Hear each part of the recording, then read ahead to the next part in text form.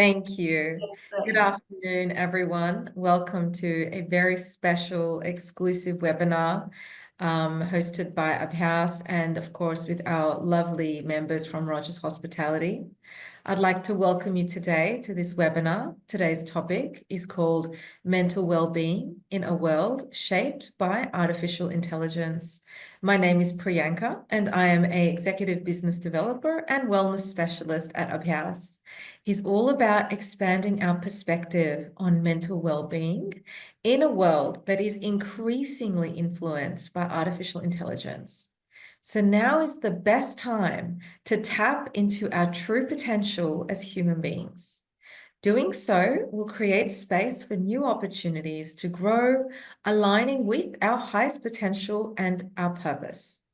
So these webinars we host here at Abhyas are designed to bring a community together of like-minded individuals to expand their awareness of topics that we set here at Abhyas. However, these webinars are not designed to provide any solution to participants. So here at Abhyas, we envision, through the application of experiential knowledge, a paradigm shift in society's perspective, equipping it with the ability to face the challenge as it is. Our mission is that we are committed to equip individuals with equal opportunities by providing professional training to impart the courses on mental well-being, creating a better future for themselves and for humanity at large.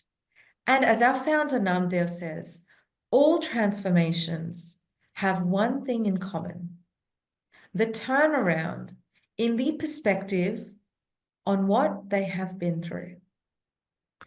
So I just want to mention a couple of quick little housekeeping rules here. So I'd really love to encourage all of our lovely attendees today to please use the chat to put your questions, your comments into the chat box as we progress through the webinar. And of course, the chat is being moderated, so I will do my best to pick up on your comments, questions, and echo them back to you. And of course, towards the end of our session today, after the panel discussions, there will be an opportunity for some question and answers. So you are welcome to, at that point, switch on your video, your mic, if you're comfortable to come online on the platform. You're welcome to do that, but otherwise feel free to continue using the chat box. So before we go into our very interesting panel discussions, I'd like to ask a few questions of our lovely audience. So I'd like to ask a few questions. The first question that I'm going to ask is, how has engaging with AI made a difference or an impact in your life? So here, take a moment to think about how it's impacted you positively and negatively. Please just take about 20-30 seconds, just looking for some very quick little answers in the chat box. Nothing too cumbersome, nothing too long. Just to kind of get people thinking more broadly about this topic.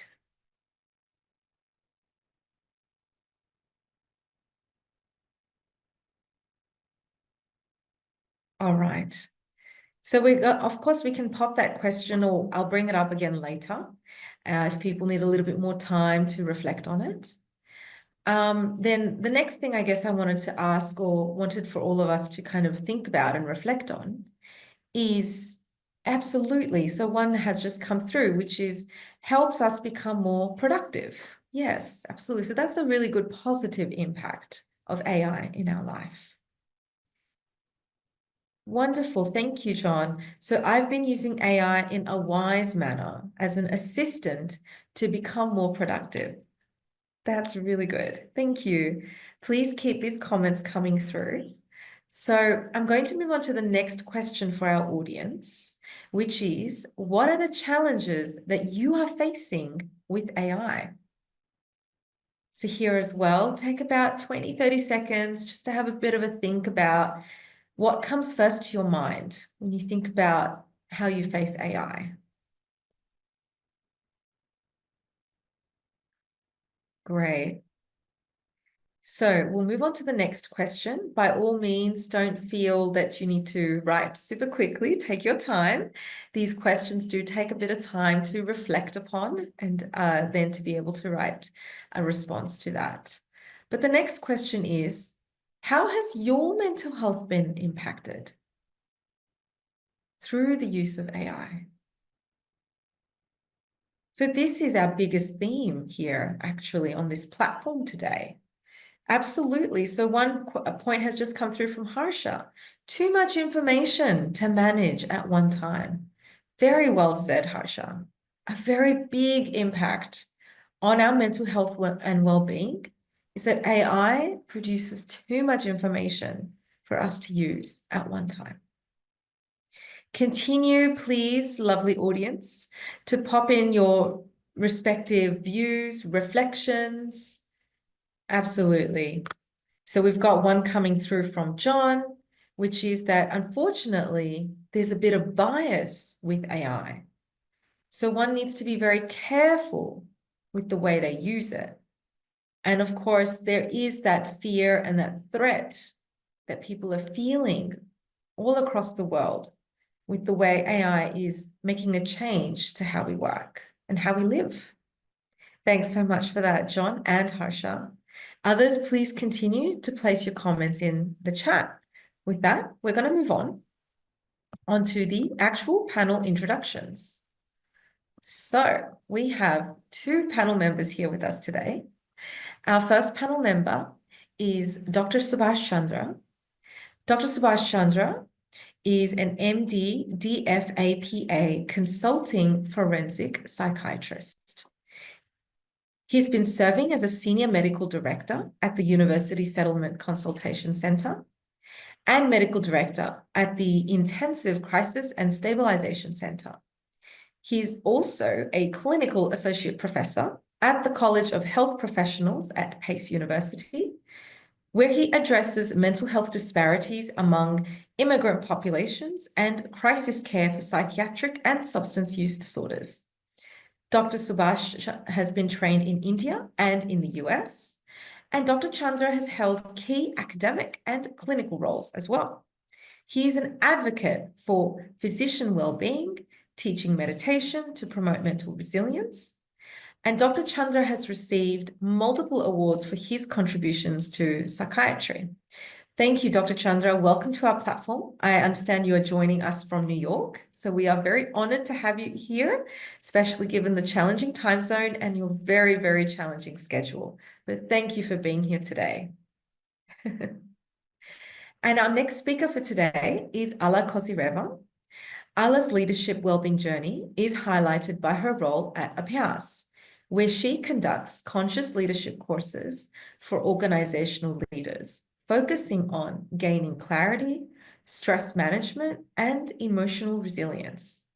She also provides one-on-one conscious practices and counseling, aiding leaders in cultivating a healthier work environment.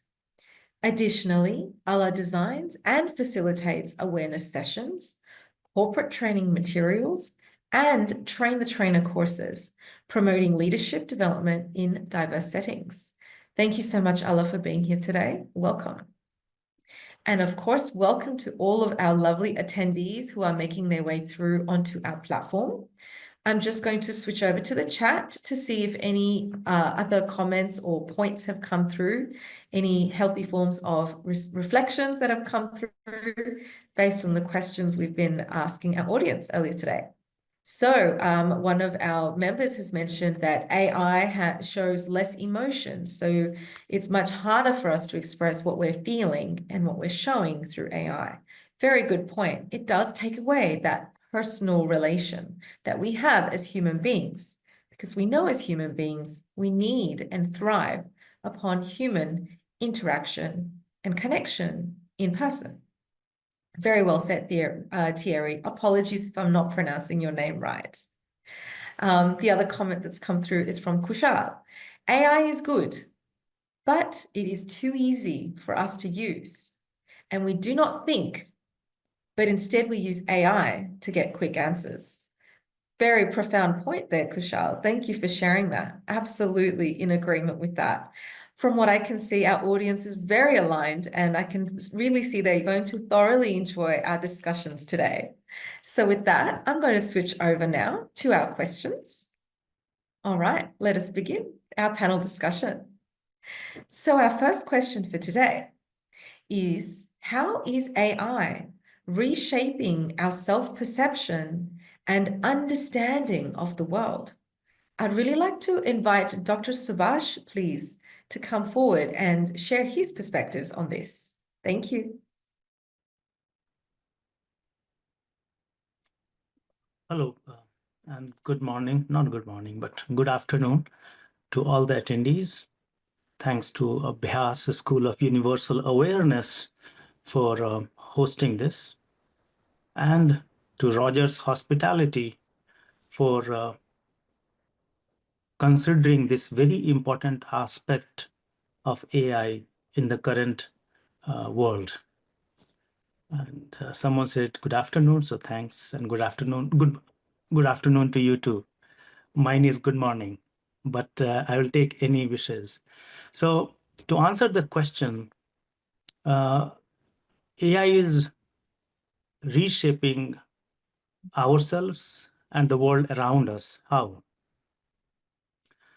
First of all, AI is challenging our sense of uniqueness.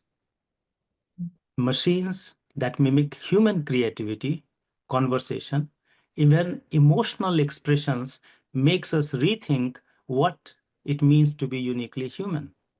Just now, I read in one of the chats someone, and again, I do not remember all the names, someone brought up the idea of the emotional expression.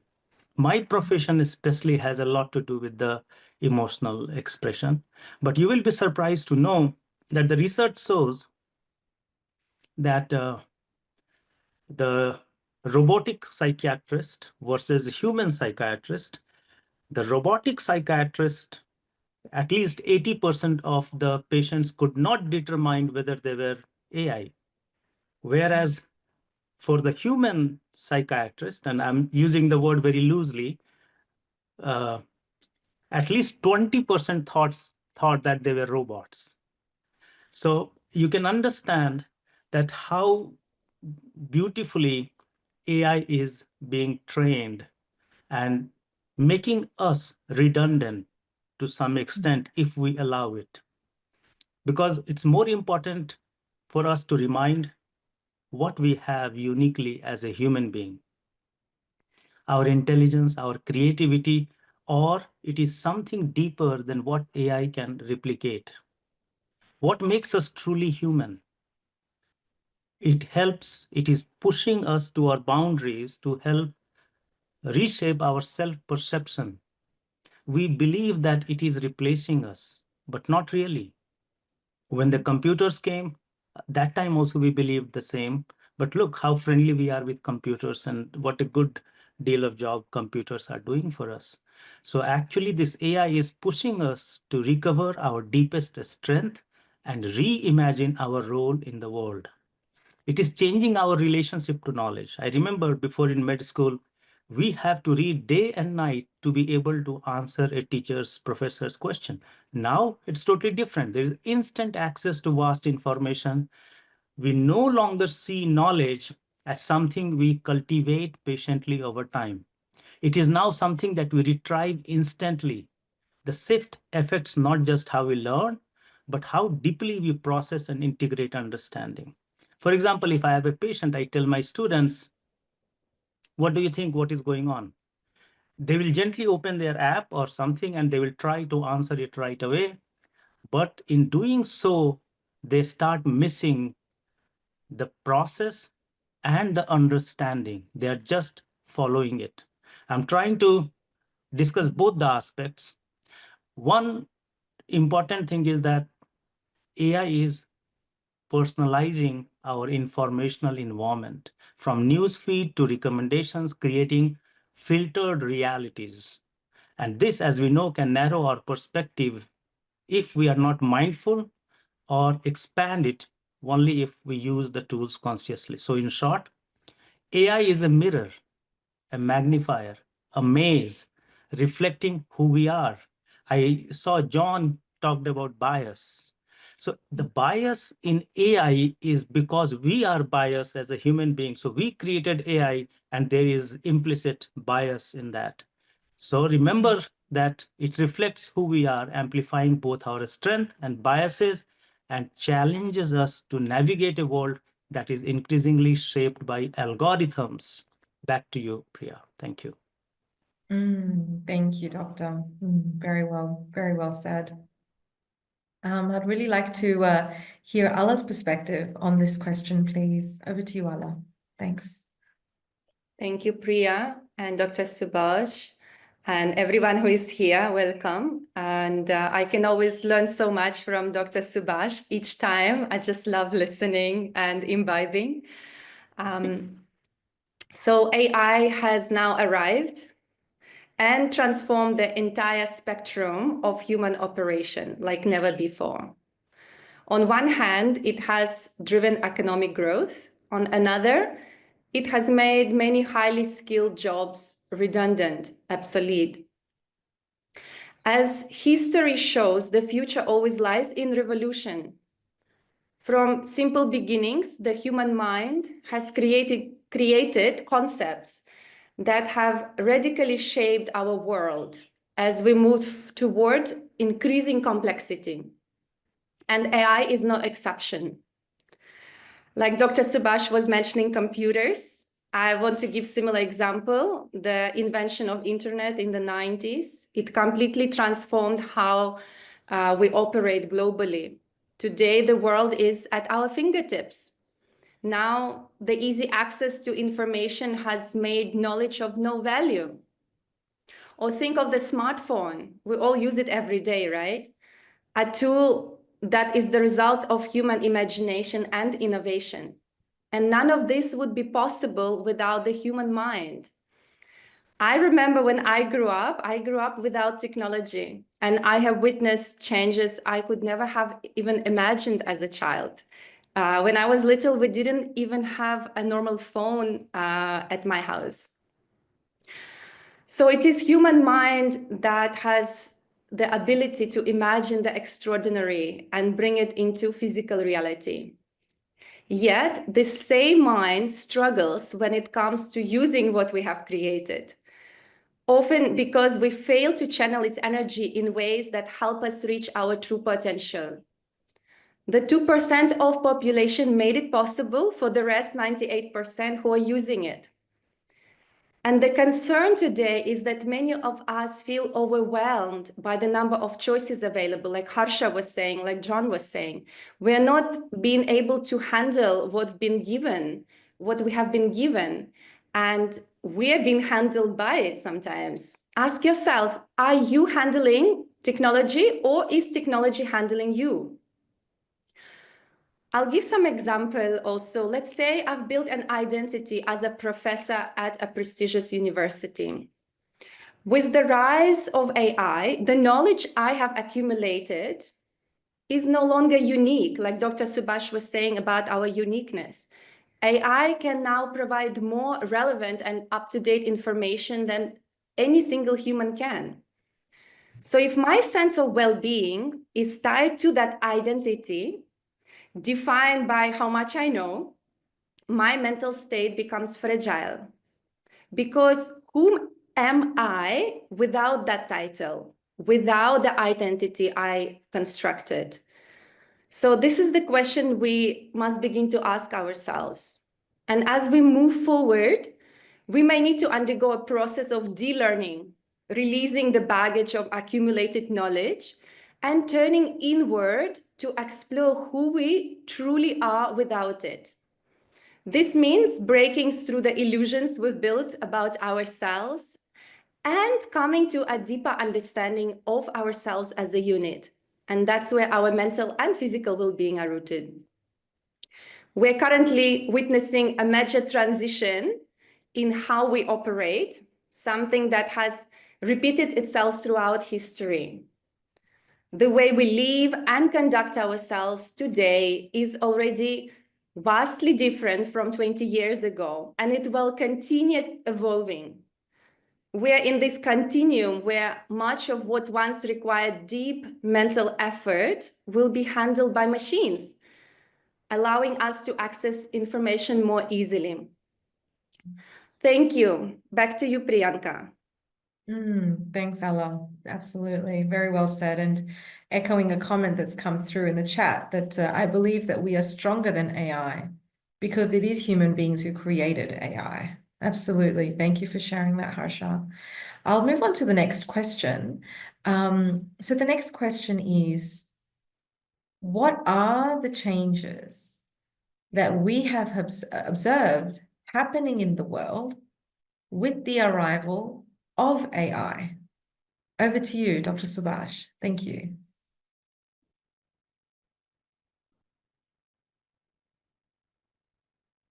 I think you're muted. There we go. Yes, thank you. That's all right. See, if I had a robot and next to me helping me, it would have unmuted right away. But my time lag is way more than what a robot would have. So, as rightly said by Ala, a lot of things have changed. The economy in itself has changed in a way that all those things which was repetitive, those repetitive tasks, so AI is handling it, automation is good enough, but it is also creating anxiety around job displacement and need for reskilling. Especially in healthcare, if you see, it has accelerated diagnosis, personalized treatment, and even drug discovery. Before, the same drug discovery, which may take years, nowadays it happens in days. So it has crossed all the boundaries of what is humanly possible, even if AI has been created by a human. Now, one important part that I have brought even before is that it reshapes everything in the way we interact. Our informations, news, our feeds are again based on what we have chosen. I have to go on a trip. I bought a sneaker, not bought, but I was looking for a sneaker. And today, anywhere I open anything, Yahoo, and I can see ads for different sneakers, as if nothing else exists in this world. So it's very important to understand that how we interact socially, it is blurring the line between real and artificial. As I gave you the example of psychiatrist, where few real patients could not even identify psychiatrist as psychiatrist. And on a broader scale, it has highlighted new ethical questions about privacy, accountability, forcing our societies to rethink governance, law, and education for a digital first world. So it has not only changed one sector, but it is reweaving the fabric of human life itself faster and deeper than many of us ever expected. I normally like to take some day-to-day examples, which is very helpful for us. And in the hospitality industry, I was looking at your motto, and none of those is filled by AI for now. Your motto of passion, inclusion, dedication, all of these are human traits, not something that AI so far is known to deliver. Authenticity, and you create, and more than that, you inspire emotions. So all these are the traits which are still of a human being, not of an AI. So no reason why we are in this meeting right now, because we can learn from you with your hospitality industry, and we can share the same. Thank you. Back to you. Thank you, Dr. Subhash. I'd like to hear from Ala as well on this question. Thank you. Thank you, Priya. Thank you, Dr. Subhash. So yes, AI is here now. And although very few people would draw maximum benefit from it, most will find themselves on the other end of it, because this will increase division in society and widen the gap between the haves and have-nots. It will make many processes obsolete, replacing a lot of people at the workplace, making many jobs and skills irrelevant. Most jobs will be lost, something that we couldn't have envisioned 10 years ago. People will fear this loss. What used to be of huge importance will become totally irrelevant, shifting our entire understanding of human knowledge and value. AI will make our knowledge redundant and our understanding completely irrelevant. Our understanding has become more confounded because we have access to all kinds of information. However, the more we expand our level of awareness, the more we realize how little we know about ourselves and everything around us. So all the knowledge that we have gained so far, if it is not backed up by our expanded understanding and awareness, it is not going to make any meaningful impact on the world. Facts are now easily accessible to everyone, reducing their value. Simply having information does not guarantee success. So people are now focusing on skilling themselves in specific areas and mastering it. That's how they will succeed, bringing their envisioned ideas to life and creating significant success. And the only way forward is to become better than the machine. Like Harsha was saying, I think we're better. we're better than the machine. So it's a beautiful realization, Harsha. Otherwise, the machine will define the character of more than 90% of the population and what they're capable of. Since knowledge has become obsolete, it is the character that we embody that will showcase what we are truly capable of as human beings. So we need to train our minds. Instead of being well-informed, first, the mind has to be well-formed. The mind that has not been disciplined will nurture things it shouldn't. We know that very well. The only way to truly enhance our mind's capacity is by quieting the very device it has created. Much of what we've developed, we can no longer handle. So ask yourself a question. Again, are you using your technology or is technology using you? Without this self-awareness, we can easily be consumed by digital technology.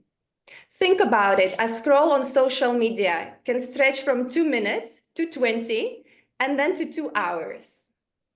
Why? Because, like Dr. Subhash was mentioning, the algorithm, it feeds us more of what we already are engaging with.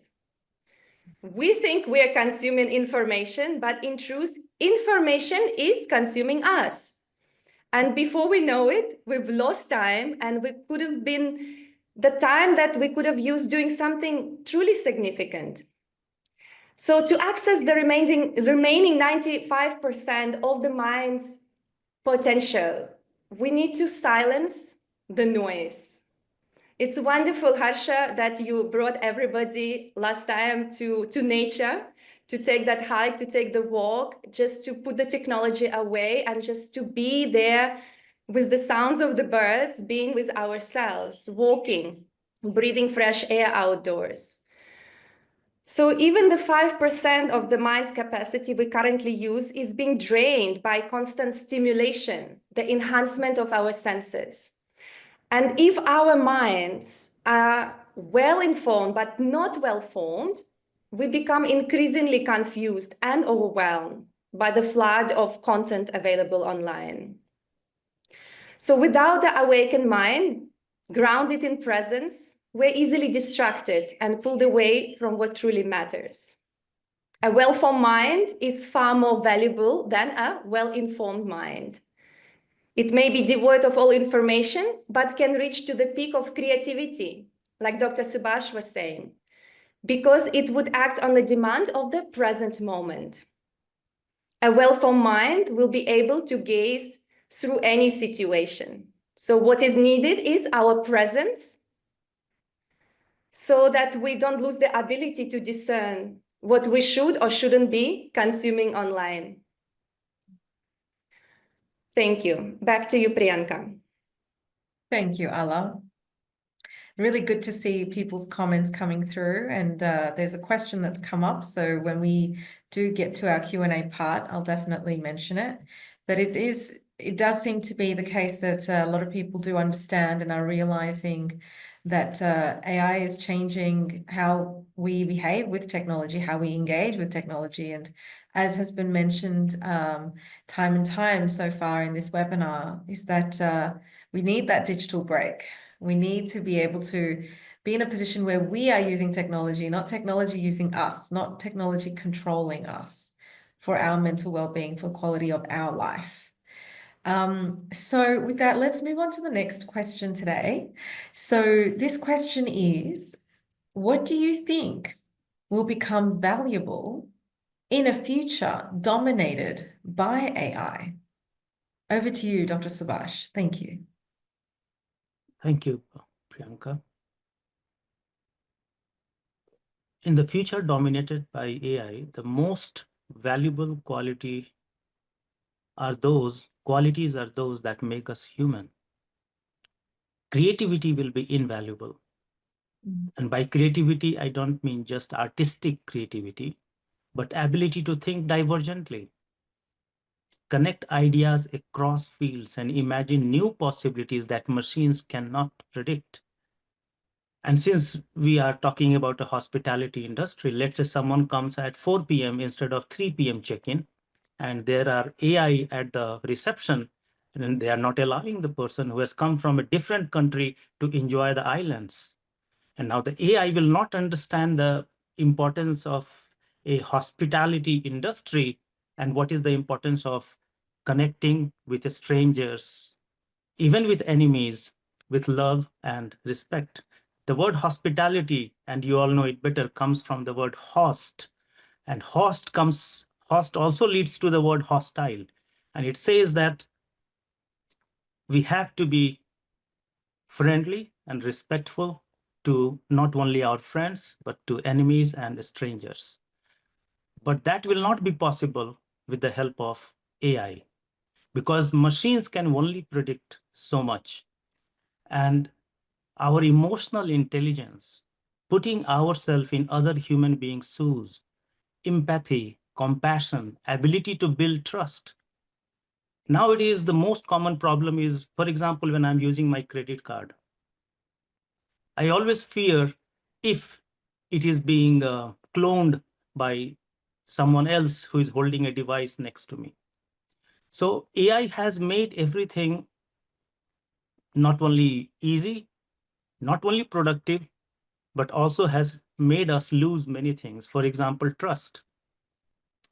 So allowing other human beings to trust us or trust each other with a profound human connection will definitely be a great strength in this future dominated by AI. The ethical judgment is essential.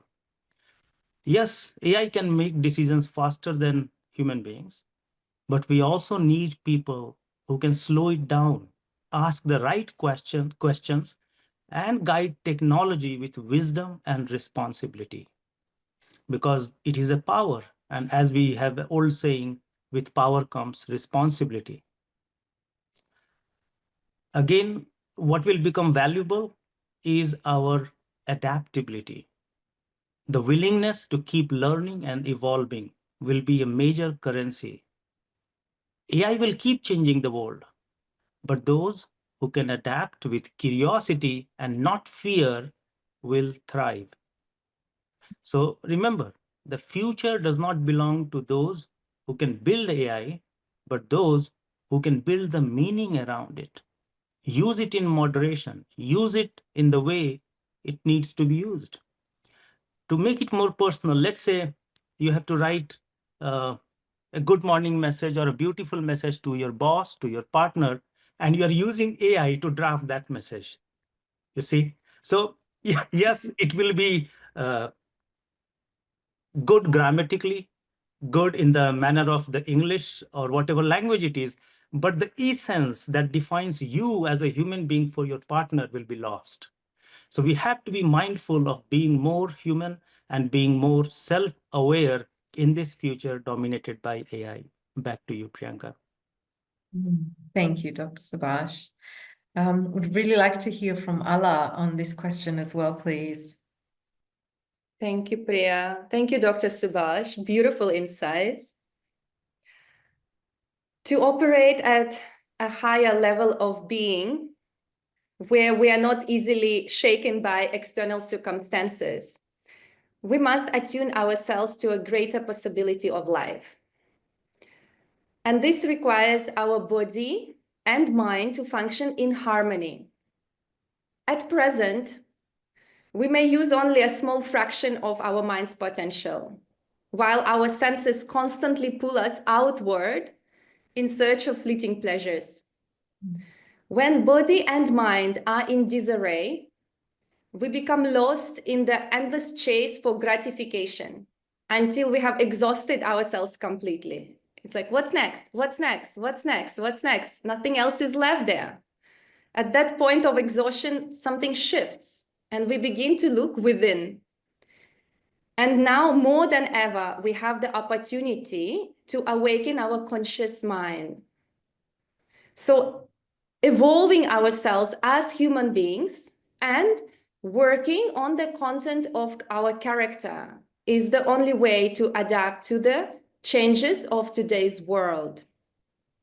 If we fail to do this, we will be left behind. So we need to upgrade ourselves. The only thing that truly matters in today's time is to make the best of what this human body and mind are capable of, as we're reaching towards a higher dimension of understanding, discovering how capable we are as human beings. So we need to become deeper listeners. This means being present to everything that surrounds us, being attentive. And those who have worked on the mechanics of this human manual, the inner mechanism, will rise to a higher degree of success. Thank you so much. Back to you, Priyanka. Thank you, Ala. Really appreciate that. So we're going to move to the next question, which is, what is the inner mechanism? So I'd like to hear from Dr. Subhash on your perspectives on what you believe is the inner mechanism. Thank you. Thank you, Priyanka.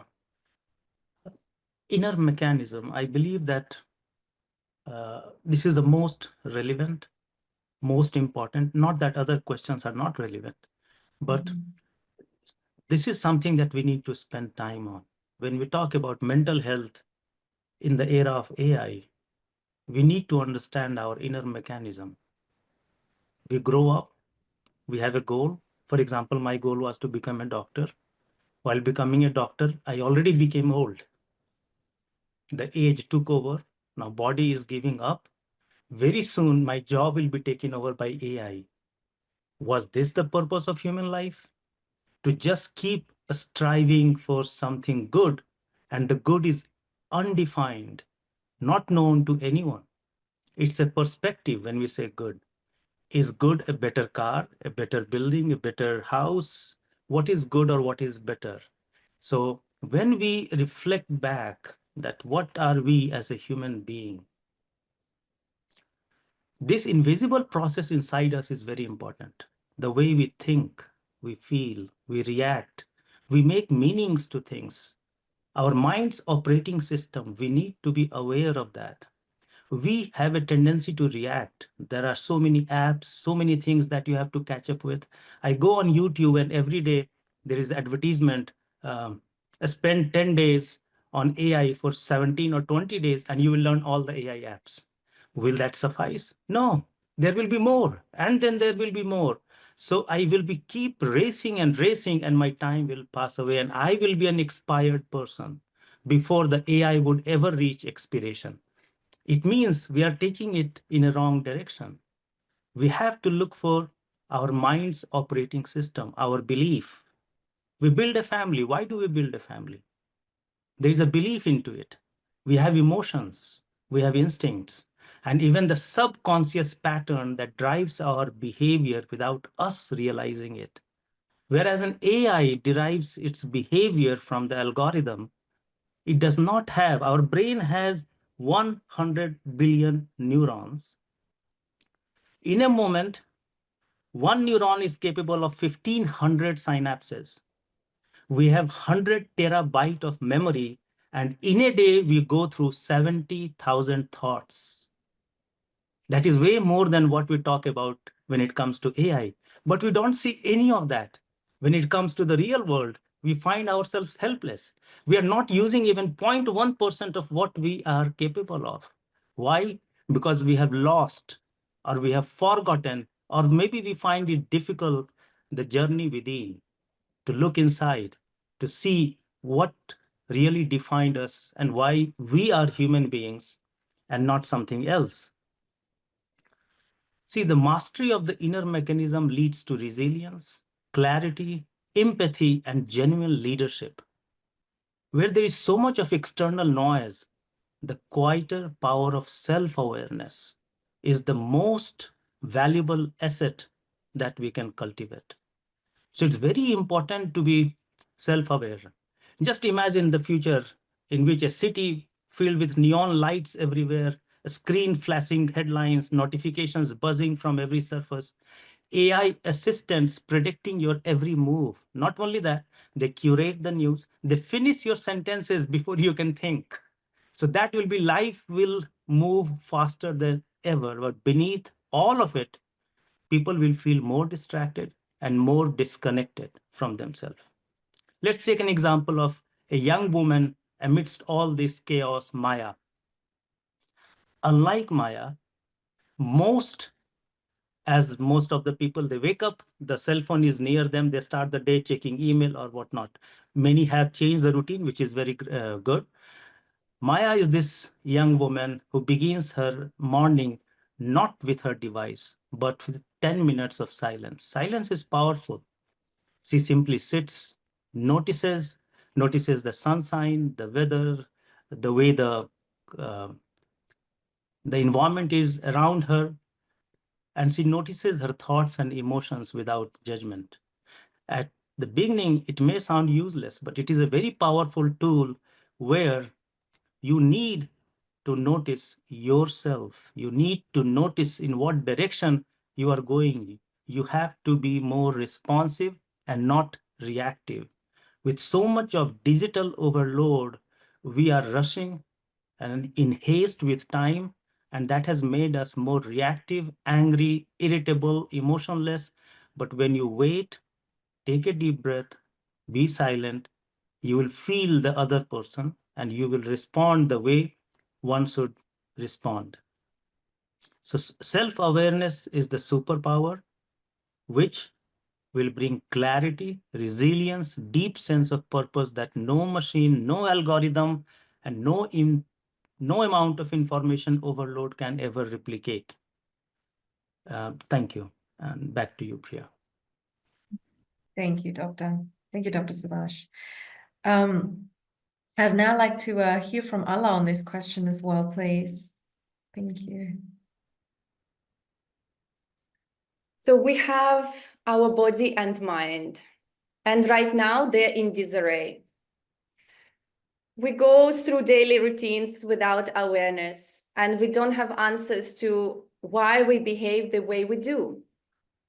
Why are we reactionary to external circumstances? Like Dr. Subhash was saying, we're reactionary, not responsive. Why?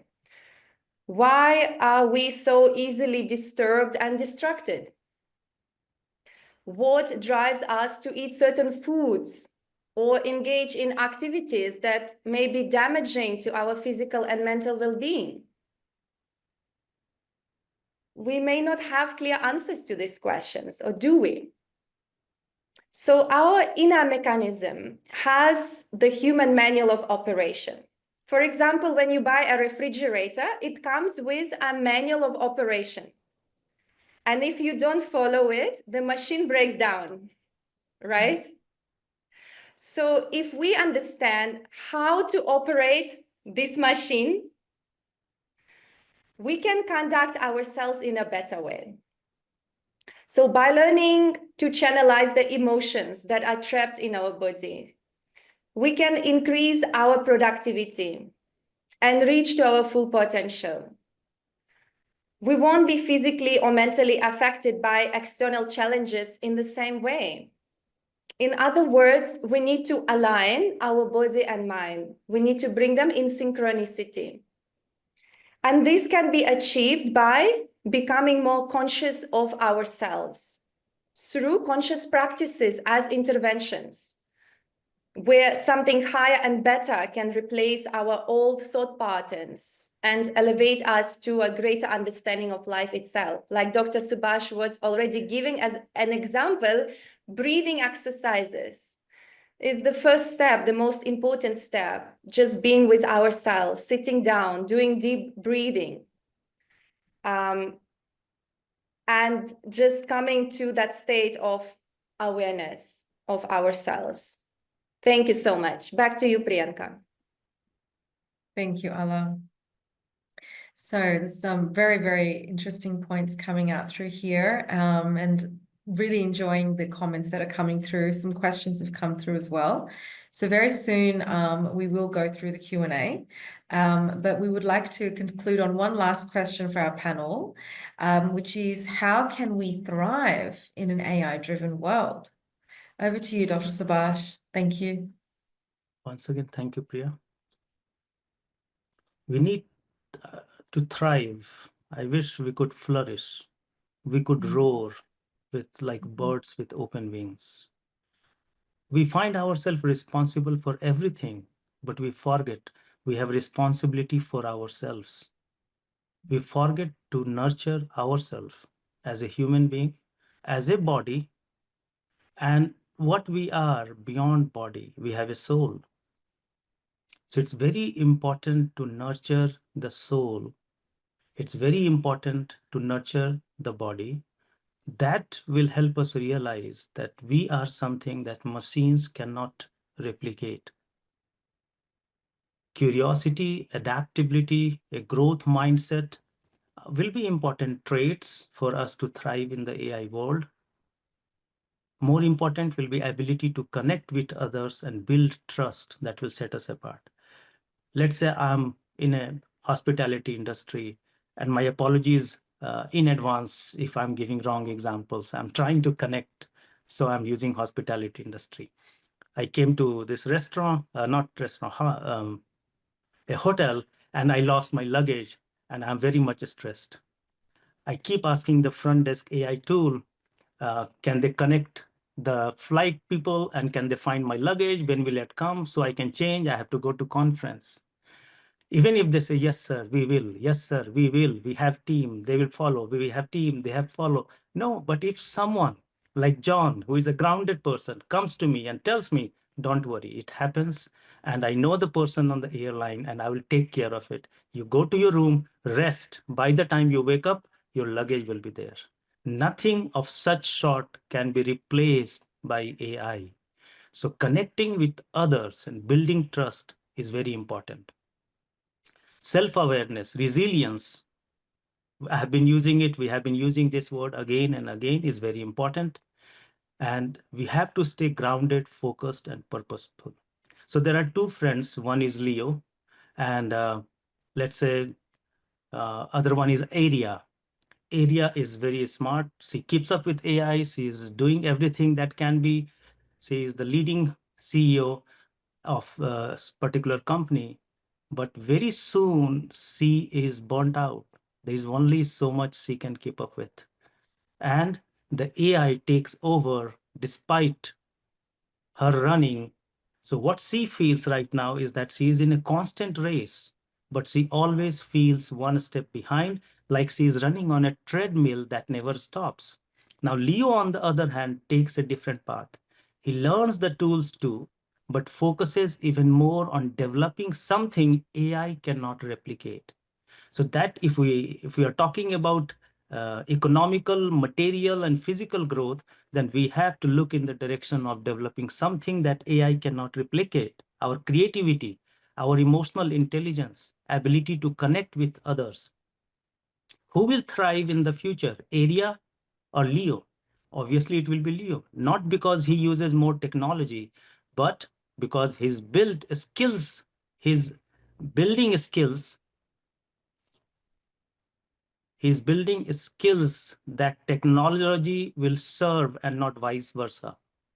So we have to remember that skills are not built by AI. We build skills, and repetition and automation is done by AI. So it's very important to be building something, to be creative. And the tendency to build comes to us when we are grounded, when we are within ourselves, when we know what we are. See, in United States, the Surgeon General identified loneliness as one of the biggest diseases, which is taking over the entire nation. Why we are lonely? Even if there is so much around us, every time there are restaurants, pubs, discotheques, you have colleagues, they go out and this and that, but we are still feeling lonely. We have to look into that reason, because that loneliness is causing depression, anxiety, burnt out, and so many things. Find out, are you lonely? If lonely, then why? Do you have even your company? Are you aware of yourself? Uh, we are running out of time, so I will stop here. Back to you. Thank you. Thank you, Dr. Subhash. Thank you. Ala, over to you, please. Would really like to hear your views on this question too. I really wanted to know the rest about loneliness, because Dr. Subhash was sharing something very valuable. I think it's very good point, because it is very relevant in nowadays world, that there's so much goes on around, but yet we're feeling lonely. There is some void inside. If we have more time later, I really would love Dr. Subhash to finish what he wanted to say. I will try to wrap up very fast from my side. So the only way that we can transform the entire spectrum of our reality at this point in time is by realizing that there is a process involving certain mechanics of manuals, which we need to incorporate within ourselves to understand life from a higher perspective. So the best way to safeguard and improve our mental health is by becoming more conscious in the present moment. This means becoming more attentive and aware of how we conduct ourselves daily. If we are on an autopilot, we are at the mercy and of everything around us, including technology. If we can become more aware of ourselves in each moment, we won't simply act out of the habitual body patterns or the memorized version of ourselves. We'll be able to take more conscious decisions. So sometimes the best thing to do is to allow ourselves to be bored, to sit still, close our eyes, and breathe consciously. And in doing so, we're able to observe ourselves and disrupt the habitual patterns that hinder our growth and higher potential. Thank you, and back to you, Priyanka. Thank you. Thank you so much, Ala. So we have approximately 10-15 minutes left or so. So I thought I might just very quickly summarize some of our key takeaways, and then I'll open the floor for our questions that we have coming through in the chat. So it's been a very fruitful conversation. We started with really understanding and crystallizing how AI is reshaping our self-perception and understanding of the world. So here we were talking about how there is a plethora of information in the world. We mentioned that it's not difficult for you to find the information that you need. It's so easily available upon your fingertips. And we also talked about how it's so important during that time to use our judgment more so than to rely on the information that is being given. The type of knowledge that was once valuable to us more than 20, 30 years ago is now easily available. So it does, of course, invite us to think more differently and to broaden our perception of ourselves and also of the world around us. We talked about the types of changes that we can see are happening in the world. Some of the few things that came up was there's a more lack of connection between human beings. We talked about how we are using AI to make a lot of the decisions for us. Points were raised about how the AI is being created and is biased, but it is the one who is creating it. It really allows us to ask ourselves, are we being biased? Are we really understanding how AI should be used in the world? Are we using it in the best possible way? Or is technology using us? We talked about what do we think is going to become the most valuable thing in a future dominated by AI. And some of the things that we raised here and talked about was emotional intelligence, engagement, authenticity, most importantly, self-awareness. So that we are not in this position where what is happening outside dominates how we function within ourselves. We talked a bit about the inner mechanism, which of course went into more depth about what it means to form a well-formed mind rather than a well-informed mind. The world we live in today, as we know it, we are being surrounded by information. But how are we really using it? That is really the question that we need to ask ourselves. And finally, we talked about how we can thrive in this AI-driven world, starting with having more self-awareness, connecting with ourselves, connecting with nature, connecting with other human beings, and broadening our perspectives together to make decisions that impact the world. So these are just some of the things we talked about. It was a very jam-packed session. I am sure that there are so many more points that I could bring forward. I do not think I've given justice at all to the expertise that Dr. Subhash and Allah has presented today. But as I am conscious of time, I do want to allow, at least for these two questions that have come in the chat, to be addressed by our panel members. So I will start with the first question, which is, we are lucky enough to be able to participate in this webinar and understand the preparation of the mind to deal with the change. But what about all the other people? All those who have been given access and dealing with AI daily? Is it not a risk for the future? Dr. Subhash, I'd like to hear from you first on this one. Thank you. Sure, Priya. For some reason, I did not understand the question in its completeness. So it's difficult for me to be very genuine in my response just for the sake of answering. What I gather is that whoever wrote it, and I am unable to see that question, wants to say that there are people who are well-versed and they are on the race of AI, and there are others who are not. So is it a risk for future? Correct? Yes. So in that way, then look at nuclear weapon. There are people who have nuclear weapon on their thumb, the presidents of the country. So they are the one who can damage the entire world within seconds. But then there are others who have the responsibility for regulations, ethics, what is needed and what is not needed. So here comes very important role of regulation, ethics, and for those who are not getting well versed with AI, my suggestion would be to be curious, to be adaptive, and to see what they can learn. They do not need to be super expert. Like, I'm not a computer savvy person. I only use ChatGPT. I put information and it gives me some answers. So there are people who are making massive use of AI, but I'm still willing to learn and adapt. That will help. And for those who are way ahead, they need ethics and regulation. For example, cloning. If cloning, we were all fearful of cloning. If it was not well regulated ethically, we will all be able to make our doubles. So we have created such dangerous things, but regulations and ethics keeps us in check. Back to you, Priyanka. Thank you, Dr. Subhash. Ala, would you like to contribute as well to this question, please? Thank you, Priya. Thank you, Dr. Subhash. I understood the question differently. I'm not sure if I understood it correctly, but I will try to answer according to my understanding, even if it's not the right one, maybe it can still be helpful.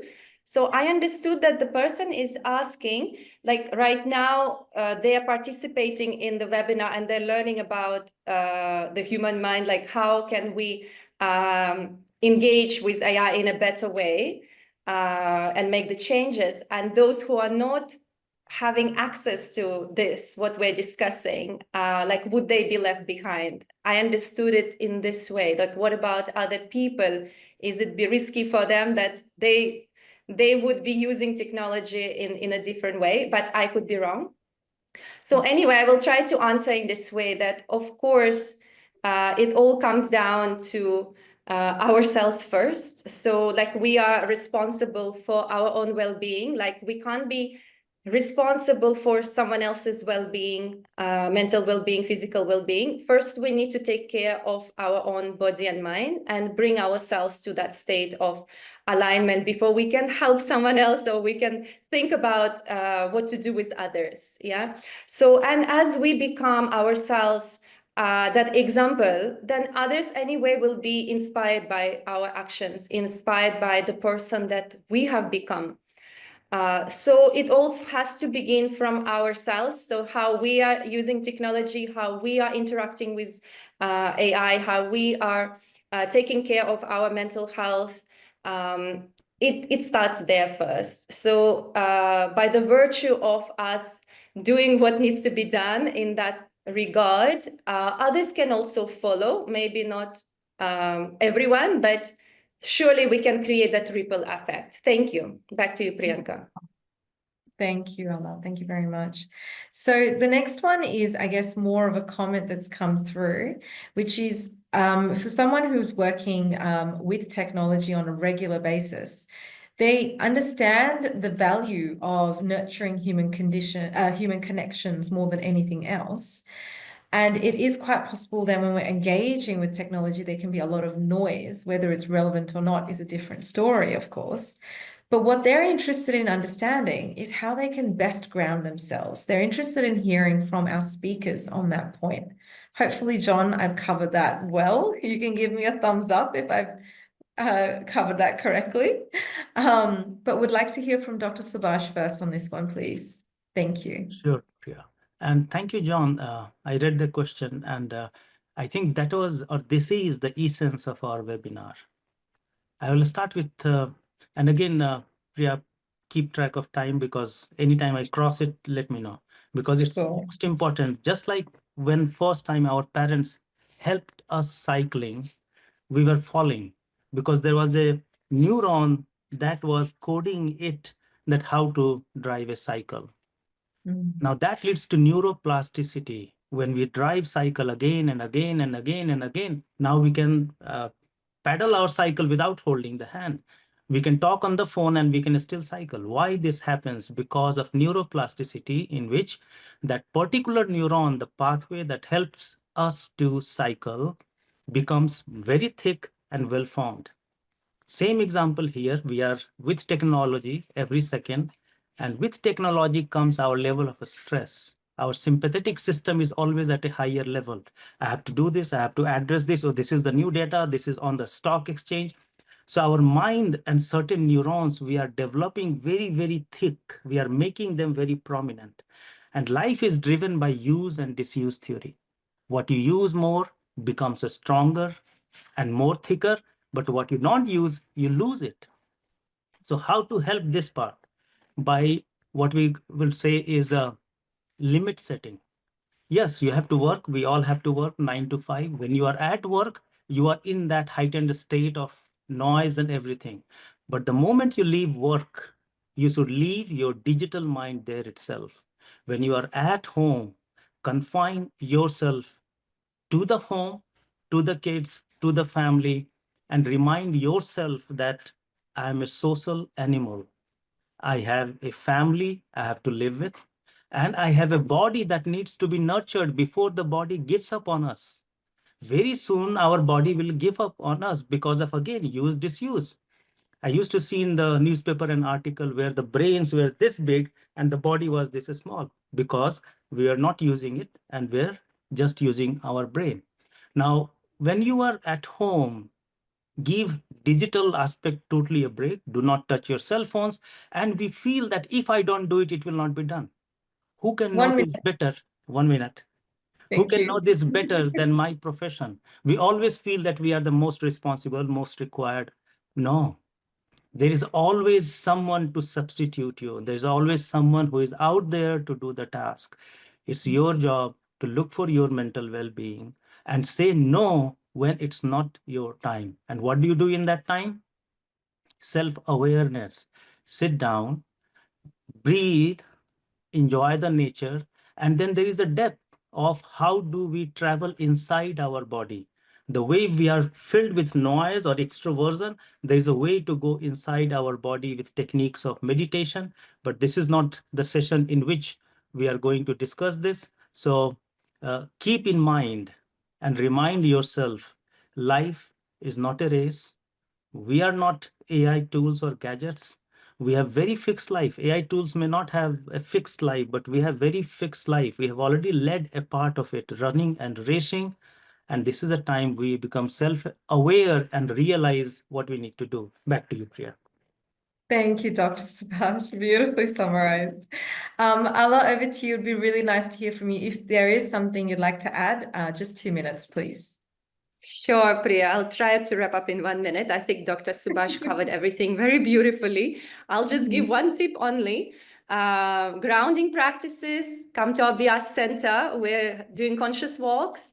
Barefoot is very important to connect to the earth with our bare feet. Put your technology away, even for a couple hours. It will make a huge difference. Just be in nature, barefooted.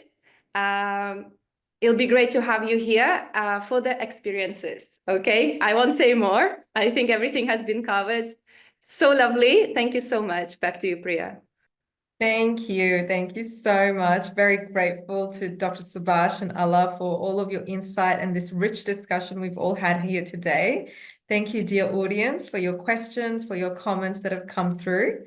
Very shortly, there we go. So on the screen, if you look at the bottom right corner of the screen, you will see a QR code for our LinkedIn page. And that has everything you need to know more about what we're doing, from conscious practices to retreats, to corporate events, to yoga sessions. Everything that we're doing here at Abhyas is going to be available through that LinkedIn page. So I would highly recommend, if you are able to and very, very committed to making a change in your mental well-being, it starts with going within. It starts with our inner mechanism. Please do have a look at our LinkedIn page. Please do get in touch with us. We are all available on LinkedIn, so please don't hesitate to contact us. I'm also just putting in here a link to our previously recorded webinars. If you would like to learn more about what we do here in our webinar settings, you're welcome to attend through our YouTube channel and of course attend our webinars live as well. I'd like to wrap up by saying my name is Priyanka. This webinar has been proudly hosted by Abhyas.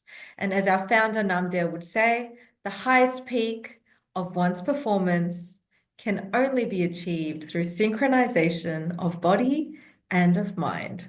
Thank you so much, everyone. Wishing you a lovely afternoon, and I'll see you next time. Take care for now. Thank you all. Thank you for your time. Thank you very much. Bye-bye. Thank you. Bye.